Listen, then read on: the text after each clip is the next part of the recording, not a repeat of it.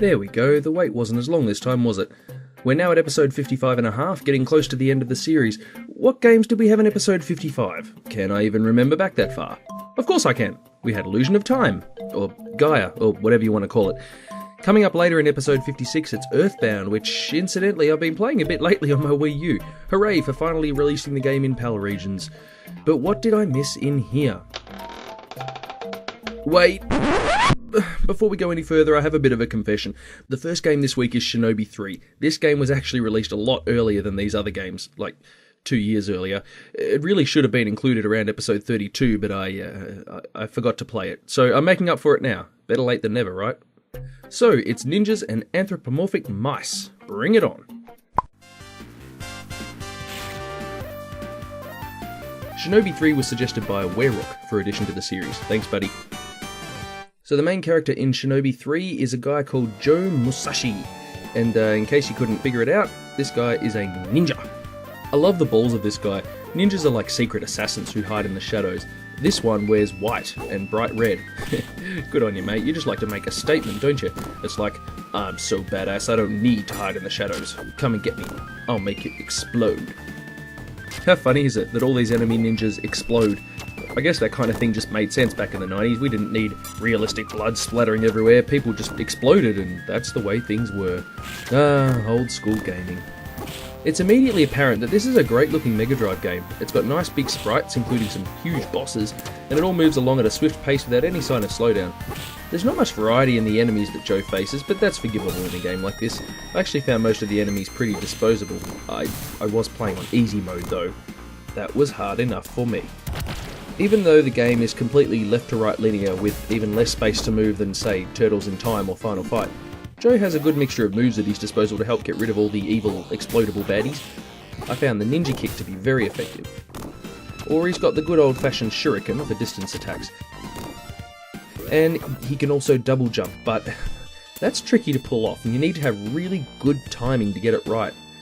Oh, it's not very reliable, so when you reach those spots in the game that demand perfection with the double jump, yeah, it's easy to get frustrated with that. Shinobi 3 has its roots in arcade action games, and it shows. This is unabashedly an arcade experience. With every death, and I had a fair few of them, I almost felt like pulling out a coin and sticking it in the slot for another turn. Didn't work. So yeah, a very straightforward, old-school brawler, but a good one. It's lots of fun. In fact, I'm a bit ashamed that I'd never really properly played Shinobi 3, or any Shinobi game for that matter, before now. I was very impressed with this one. It stands the test of time. In terms of Mickey Mouse, a very clear line had been drawn between the Super Nintendo and the Mega Drive. Capcom made the Magical Quest games for Nintendo, while Sega made the Illusion games for, well, Sega. But quite late in the 16-bit era came a game that would appear simultaneously on both, an homage to the classic Disney cartoon starring the famous mouse himself, Mickey Mania. This game was a multi-platform release, so let's look at the differences.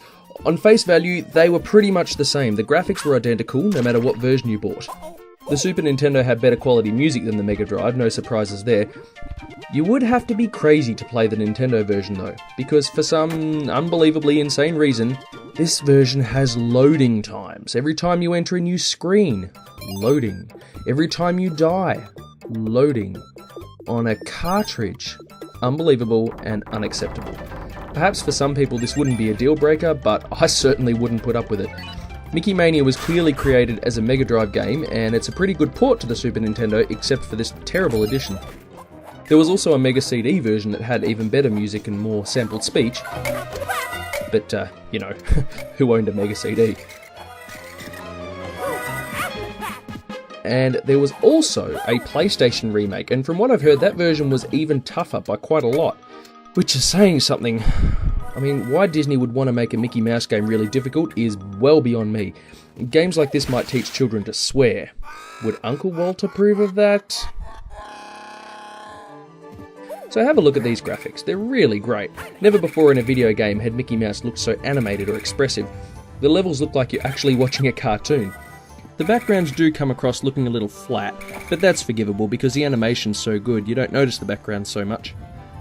It's obvious that the creators had a lot of love for the source material. They really did their research and added in all kinds of fan service details, even down to including the year each cartoon was created. The Mad Doctor. We'd see a similar level of love and devotion years later in the Epic Mickey games, but well, that's a whole other story. It's funny, you might not think there's much to tie this week's two games together, but they both have a very similar level in them. Check this out. Climbing with bottomless pits. Always good for a broken controller or two. The core gameplay in Mickey Mania is about as vanilla platformer as you could get. Mickey jumps on enemies' heads, or he can throw marbles at them.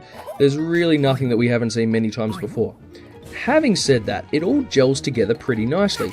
Each world, based on a particular Mickey cartoon, is divided up into a bunch of little mini levels, some of which are pretty short, but you're always having new challenges thrown at you. The game never becomes stale. As I mentioned, it is tough, though. If you're expecting a Magical Quest level of challenge, look elsewhere. You won't be finishing this one in a single setting, especially since it's pretty stingy with the lives and continues.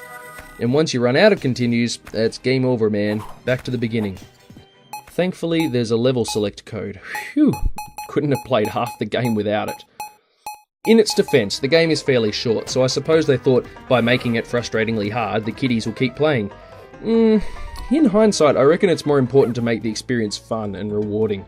Sure, the Magical Quest games are cakewalks, but for the kids, that makes all the more incentive to play them over and over again. They're achievable, and they're fun.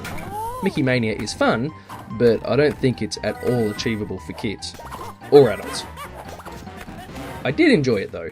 The graphics really capture the cartoony look wonderfully, and apart from the frustrations, it is a fun game that definitely deserves to be played if you like this kind of challenge. Not many more games to play now. What will we see next time? Any ideas? Peace out.